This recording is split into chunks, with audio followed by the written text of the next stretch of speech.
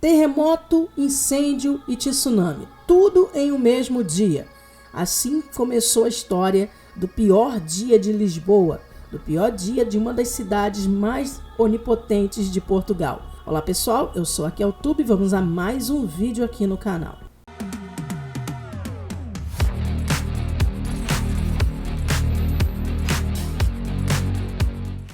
A Lisboa do século XVIII era uma cidade com ares de cidade medieval, cheio de ruas pequenas, sinuosas e sujas.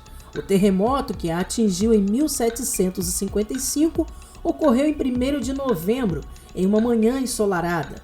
Os relatos contam que por volta das 9h30 da manhã, a cidade foi sacudida por um terremoto de grandes proporções. O efeito do terremoto em uma cidade nessa condição foi devastador. E os relatos contam que os tremores estenderam-se por até 7 minutos, embora existam relatos que sugerem que podem ter se estendido por 15 minutos. O epicentro desse terremoto estava a cerca de 200 quilômetros a 500 quilômetros de Lisboa, mais precisamente a sudeste de Portugal continental, no meio do Oceano Atlântico. Os especialistas da área ainda hoje não conseguem precisar com exatidão o epicentro desse terremoto. Estudos atuais calculam que o tremor de 1755 tenha alcançado 9 graus na escala Richter. A magnitude desse terremoto contribuiu para a destruição total da cidade. O terremoto de Lisboa aconteceu um dia antes de uma das maiores festas locais. Era o dia de Todos os Santos. A cidade estava repleta de pessoas, pois Lisboa, Portugal, sempre foi muito católica. E na ocasião, as igrejas estavam realizando várias missas e por esse motivo, por vários lugares da cidade, existiam velas acesas. Com o tremor, as velas foram caindo e assim dando início a um grande incêndio. Além do terremoto, do incêndio, a cidade ainda foi atropelada por um grande tsunami. Muitas pessoas, em meio ao desespero e fugindo dos desabamentos e incêndios que atingiram outras partes da cidade, fugiram para a parte baixa de Lisboa. Lá, essas pessoas foram atingidas por um tsunami que afetou toda aquela região.